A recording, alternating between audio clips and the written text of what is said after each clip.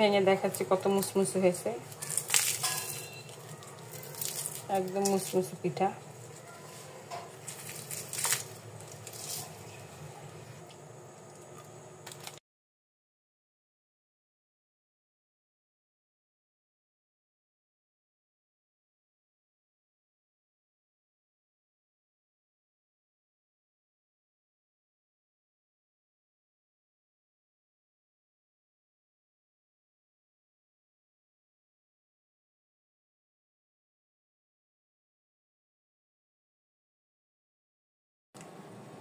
আসসালামু আলাইকুম প্রিয় বন্ধুরা, কেমন আছেন? আশা করি ভালো আছেন। আলহামদুলিল্লাহ আমিও ভালো আছি। তাহলে আজকে যেখানে দেখতে পাচ্ছেন চাউলের গুঁড়া, তা আমি আজকে একটা পিঠার রেসিপি নিয়ে আপনাদের সামনে হাজির হয়ে গেছি। তো চাউলের গুঁড়োটা আমার ঢিপে ছিল, ঢিপ থেকে বের করে একটু রাখছি। এখন এটা ভিজা ভিজা আছে দলা দলাতে। আগে আমি এটা একটু চালুনের সাহায্যে চেলে নিব, না হলে দলা দলা থাকলে পিঠাটা সুন্দর হবে না। আগে একটু চেলে নিচ্ছি।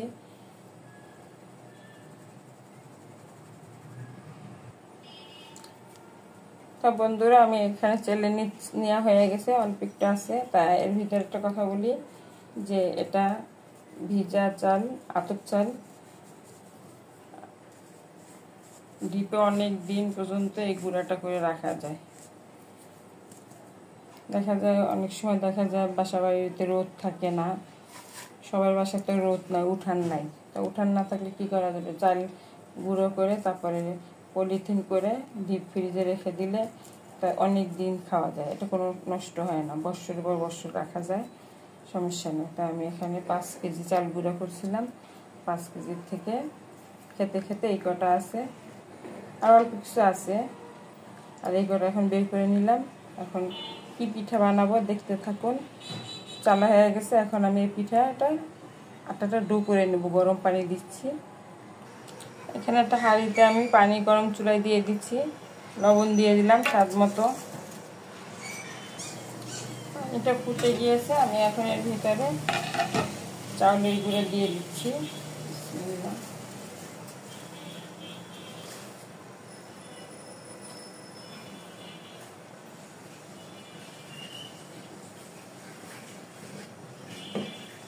চাউলের গুঁড়োটা দিয়ে দিচ্ছি।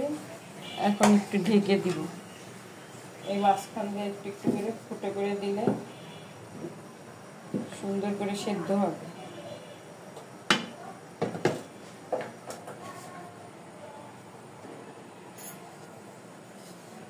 আটাটা আমি এখন সেদ্ধ করে নিচ্ছি। তা এখন আটাটা আমি 5 মিনিট এভাবে ঢেকে রেখে দিব, তাহলে ভালোভাবে সেদ্ধ হয়ে যাবে। 5 মিনিট পরে আমি এটা তুলে নিব। তা আমি এখন আটাটা তুলে নিচ্ছি। এখানে আমি একটা ফ্রাই প্যান চুলায় দিয়ে দিয়েছি। এখন কি করব, যে পিঠাটা বানাবো সেই পিঠার ভিতরে পুর বানাবার জন্য আমি কিছু চাউল নিয়ে নিলাম। চাউলটা ভেজে নিব।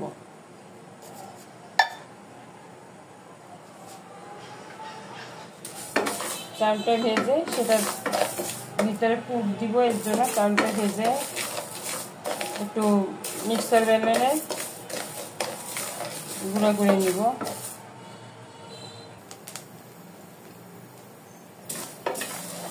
চাউল ভাজাটা দিলে পিঠাটার ভিতর যে পুরটা তৈরি করব সেই পুরটা খেতে অনেক সুস্বাদু হবে। আর যখন মুখে দিয়ে চাবাবো তখন আর একটা ফ্লেভার আসবে, এত সুন্দর একটা ফ্লেভার আসবে মানে বলার বাহিরে। আমরা তো সাধারণত এই পিঠাটার নাম এখন বলবো না, পরে বলবো, যখন আপনাদের দেখাবো তখন। সবাই এই পিঠাটা খেয়ে থাকি। পুর তো সবাই সব রকমের বানান। তো এইভাবে কে কে বানায় খাইছেন কমেন্টে লিখে দিয়েন। চালটা ভাজা হয়ে গেছে, এখন তুলে নিচ্ছি।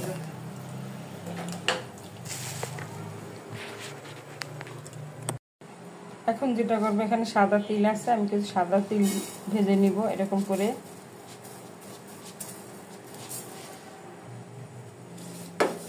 এই তিলটা দিয়ে এই চাল ভাজাটা দিয়ে যখন পুরটা দিব তখন আরও টেস্ট বেড়ে যাবে, মানে এত টেস্ট লাগবে বলার বাইরে। তিলটা আমি একটু হালকা ব্রাউন করে ভেজে নেব। তিলটা ভাজতেছি, তিলটা ব্রাউন করে ভাজা হয়ে গেছে, এটা তুলে নিচ্ছি। এখন যে চাল ভাজাগুলো মিক্সিং জারে ঢেলে নিচ্ছি। এখন আমি একটা হাঁড়ির ভিতরে কিছুটা গুড় দিয়ে দিচ্ছি, গুড়টা আগে একটু গলিয়ে নেব। এখানে আমি খেজুরের গুড় দিয়েছি। পিঠার ভিতরে খেজুরের গুড় দিয়ে যদি বানানো হয় তাহলে আরও ঘ্রাণ আসে, যেমন চাউল ভাজার ঘ্রাণ আসবে, তিলের ঘ্রাণ আসবে, নারকেলের ঘ্রাণ আসবে, প্লাস খেজুরের গুড়ের কথা তো বলাই যায় না। পিঠার যদি বানায় তাহলে যদি মিষ্টি খুঁজে তাহলে খেজুরের গুড়টাই খুঁজবে আগে। এখন এই যে নারকেল নিয়েছি, কোরানি দিয়ে কোরায় নারকেলটা দিয়ে দিব। এখন কিন্তু গুড়টা গলে গেছে আর নারকেলটাও বেশ কিছু ব্রাউন কালার হয়ে গেছে। এখন আমি যে তিল ভেজে রেখেছিলাম না, ওই তিলগুলো দিয়ে দিচ্ছি।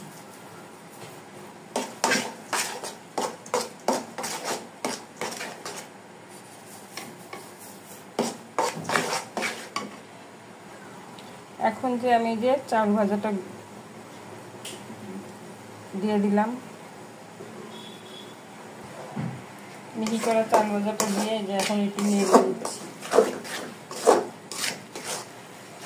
বেশি জাল দিলে একটু নরম নরম রাখতে হবে, বেশি জাল দিয়ে ফেললে তখন শক্ত হয়ে যাবে, ঠান্ডা হলে পুরটা শক্ত হয়ে যাবে, তখন পিঠার ভিতরে দিলে সুন্দর মতো সেট হবে না। আমি এই পর্যায়ে নামিয়ে নিচ্ছি। এই যে হয়ে গেছে, খুব সুন্দর একটা ঘ্রাণ আসতেছে। এখন আমি এখানে বড় সাইজের একটা রুটি বানিয়ে নিয়েছি।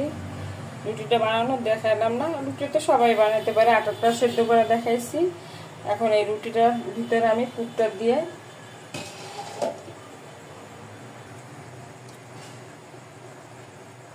দিয়ে দিচ্ছি। আমি বেশ বেশি কিছু করেই দিব, যেহেতু ঘরে বানাবো একটু মজা করে খেতে হবে, বেশি দিলে তার ক্ষতি নেই। কিনতে গেলে তো মনে করেন তারা তো এত মশলা দেয় না ভিতরে, তা নিজেরা তৈরি করবো যেহেতু একটু বেশি করে খাবো, ভালো করে খাবো। বিসমিল্লাহ। তা আমি এটা যেভাবে শেপ করে কাটার দিয়ে কেটে নিচ্ছি।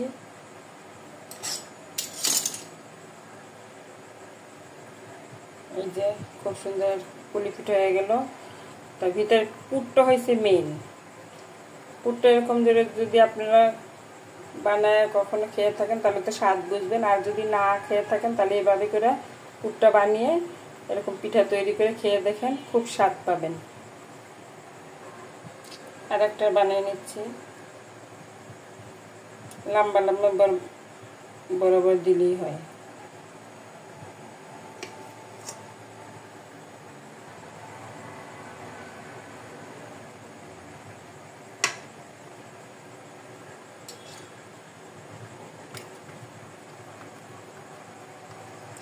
এই পিঠাটা খুবই সুন্দর একটা পিঠা।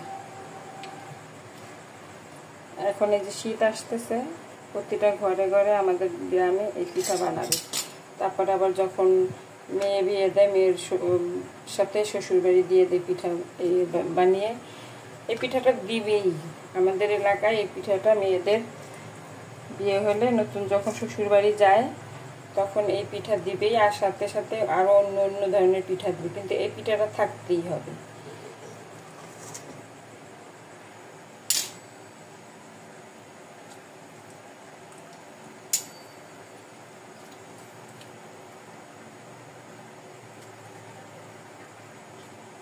তাই এটাও আমি কেটে নিচ্ছি এভাবে করে।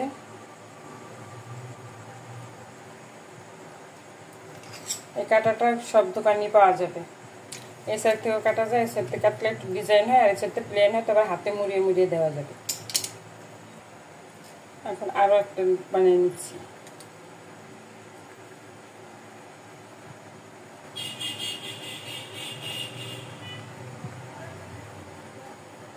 খুবই সুস্বাদু একটা পিঠা। আমি এখন এই সাইড থেকে কেটে নিচ্ছি। এই সাইড থেকে কেটে আমি হাতে ডিজাইন করব।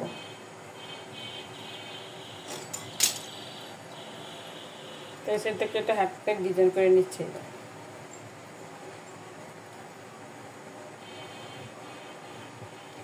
মানুষ পারে না এমন কোনো জিনিস নেই, চেষ্টা করলে সব কিছুই পারা যায় ইনশাল্লাহ। এই যে আরেকটা ডিজাইন হয়ে গেল। তাই এভাবে করে আমি সব পিঠাগুলো বানিয়ে নিচ্ছি। বানানো শেষ হলে আমরা ভাজতে চলে যাব। আমি এখানে সবগুলো পিঠা বানিয়ে নিয়েছি। আর এখানে একটা ফ্রাই প্যান চুলে দিয়েছি, সয়াবিন তেল দিব ভাজার জন্য।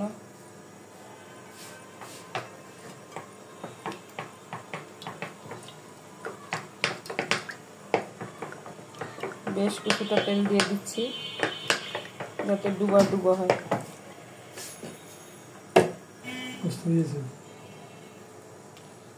বিসমিল্লাহ। তাই আমি এক এক করে পিঠে দিয়ে দিচ্ছি।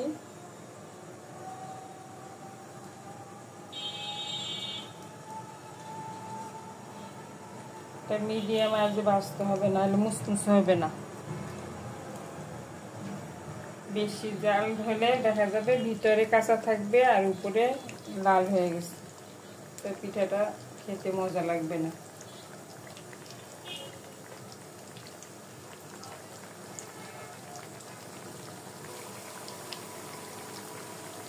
আমার এক সাইড বোধ হয়ে গেছে, আমি উল্টে দিচ্ছি।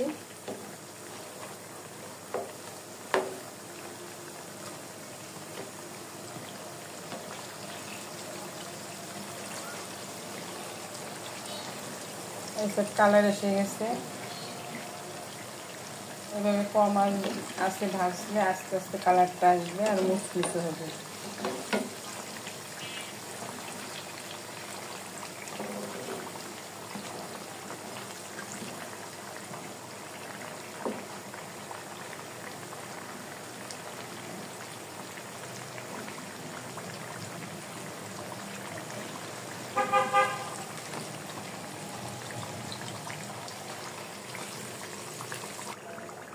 পিঠাগুলো কিন্তু একদম ব্রাউন কালার হয়ে গেছে, এখন তুলে নিচ্ছি।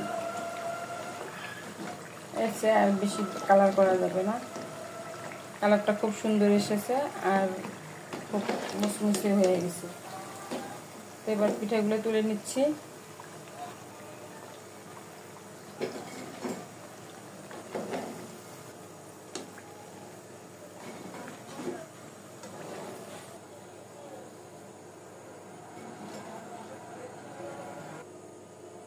পরে দিয়ে দিচ্ছি পিঠাগুলো।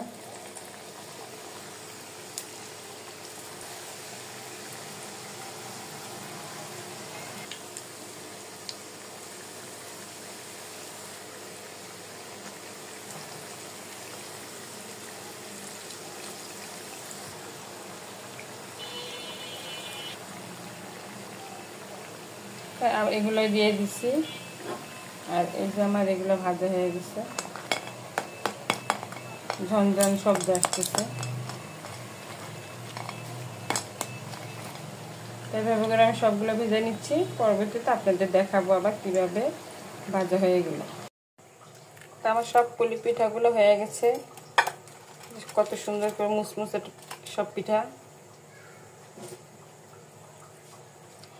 এভাবে পুর দিয়ে বাসায় তৈরি করে আপনার পিঠা বানিয়ে খেয়ে দেখেন, কত সুন্দর একটা সুস্বাদু একটা পিঠা।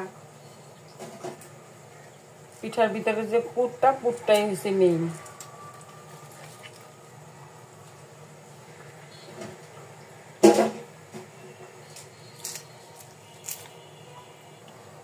তো কেমন লাগলো আমার পিঠা বানানো? ভালো লাগলে কমেন্টসে লিখে দিয়েন। আর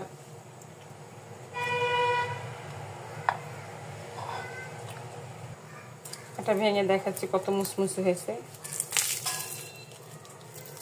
একদম মুসমুসে পিঠা।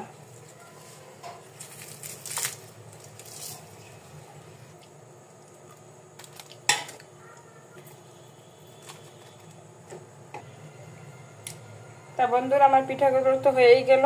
তো এবার মতো আর কি করব, তো আপনাদের কাছ থেকে এবার বিদায় নিচ্ছি। পরবর্তীতে আর কোনো নতুন রেসিপি নিয়ে আপনাদের কাছে হাজির হয়ে যাব। এই পর্যন্ত আপনারা ভালো থাকেন। আসসালামু আলাইকুম।